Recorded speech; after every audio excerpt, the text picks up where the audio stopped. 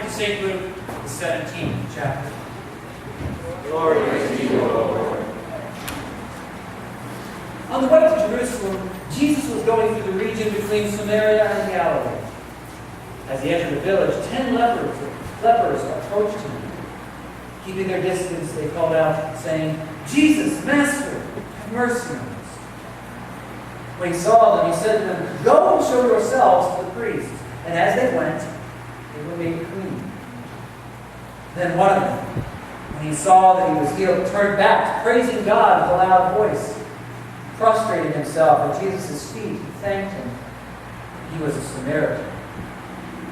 Then Jesus asked, "Were not 10 made clean? But the other 9, where are they?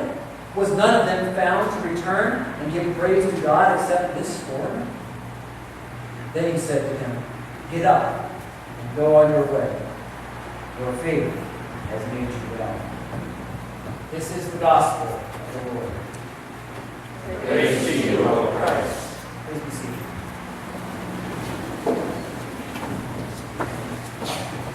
It's really interesting to watch traditions be passed down from one generation to another. In our house, had recently arrived just within the last week or two, the first of the Christmas catalogs, the first of the toy catalogs, and my kids had gotten each of them a different colored pen to go through the toy catalog and circle what it is they want. And they keep bringing it to us and showing us the other thing they found, and I got this and this thing. And I was thinking, though, it's kind of fun because we did that as kids too. But I keep thinking how poorly my kids have it compared to the way I had it, because they get these little catalogs all over the place, and every year we waited for the arrival in the mailbox, and the mailbox could barely hold the Sears wish list, right? Was that like this thick? It was awesome.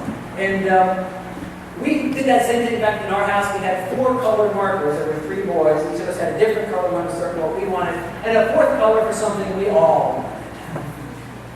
And it was a great thing. And after months of absolute flagrant violation of the commandment not to covet, we would arrive at Christmas morning, and it was amazing. It was wonderful.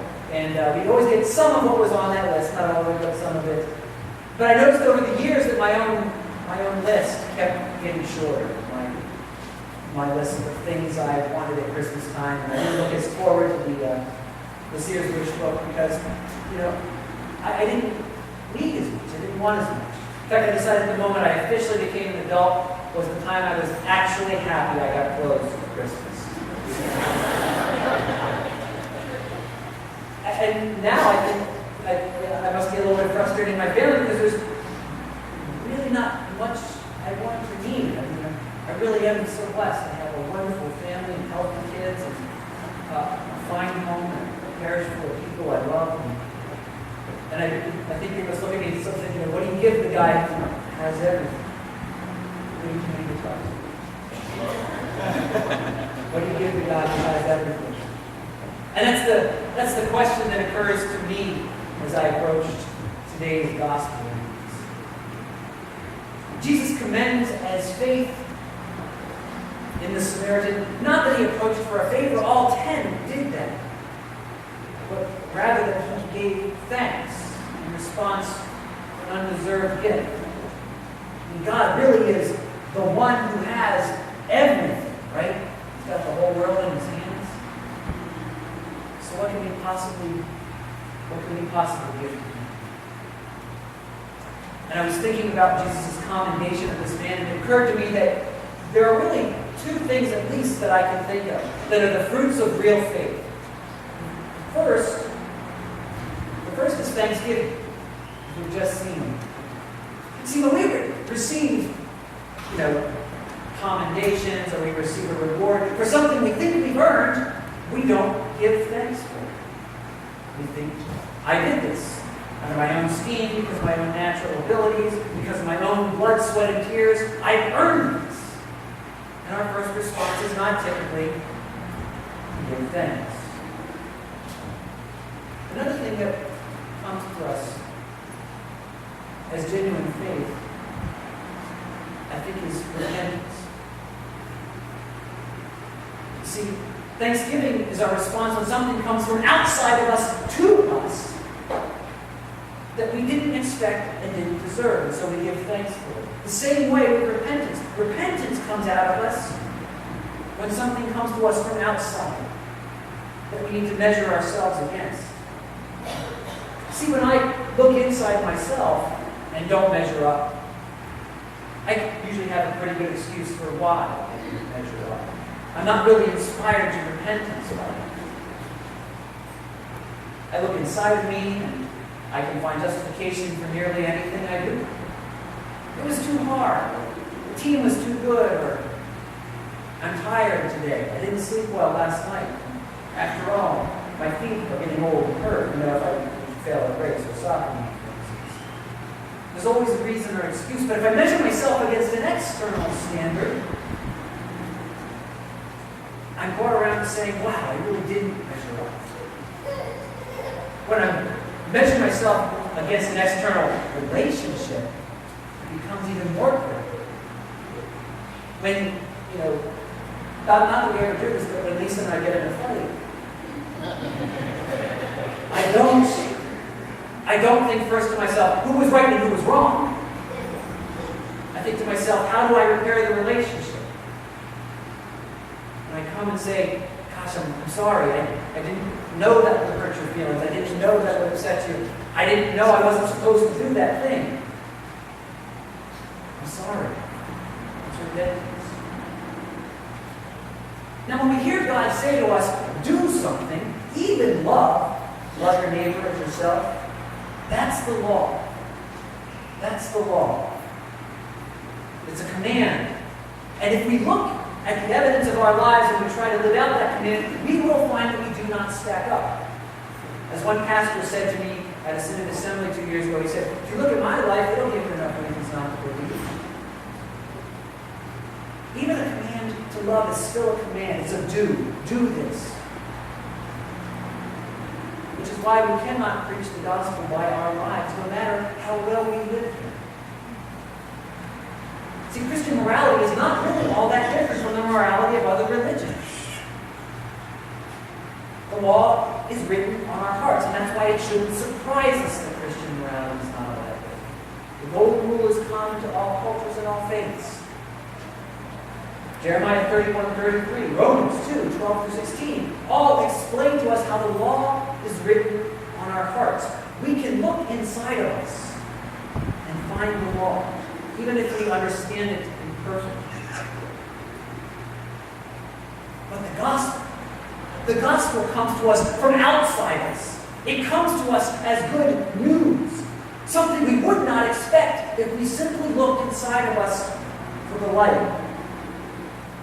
The gospel comes to us, and so it inspires those two responses, repentance and thanksgiving. Thanksgiving is what inspired in that Samaritan. He received what he never expected to receive, so he was inspired to give thanks. And what do you give to the guy who has everything? God not only has everything, He's done everything. Everything for our salvation that could be done, He has done. So the difference between the law and the gospel is this. The gospel is due. See, the law is due. The law is due. The gospel is done. The law is due. The gospel is done. God has done everything, so we can respond when we hear that news of repentance and especially thanksgiving. I'll tell a story about a little Bible school this morning for this Penn State in Northwestern. Back before there were things like collegiate athletics associations, they needed something for the young men, in this case young men, to do. And long before they played their first football game, they had a group that formed to lifeguard, to go out and do life-saving before the advent of the Coast Guard on Lake Michigan. On September 8th of 1860, the Milwaukee-bound side-wheel steamer Lady Elgin collided with a lumber steamer named the Augusta. The steamboat sank just a mile offshore the village of Winnetka, Illinois. Out of the 393 passengers on board, 279 of them died. One of the seniors from that class, from Northwestern, named Edward Spencer, seeing the situation unfold, plunged into Lake Michigan and swam out to the drowning people, a mile out, a mile back. One at a time, he made that journey 17 times.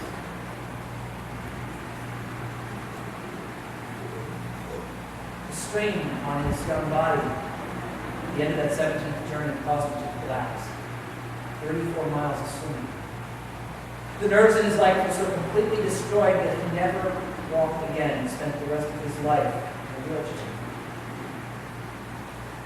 On his 80th birthday, they asked him what was the biggest memory he had of that tragic day in 1860. He said, "Not one of the 17, thank you."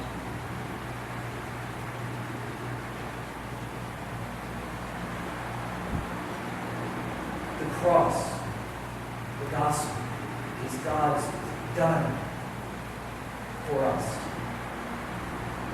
We gather in worship today. Maybe this all of you who are planning to come for accolade training next week. We gather in worship to give to the one guy who has everything, the only thing we can give him, and he can't receive without us, which is our thanks and our repentance. And we have heard how much he has done for us. He has poured out his own life so that we might have life eternal. Shall we not return? Thank you. Let us. In the name of the Father and the Son.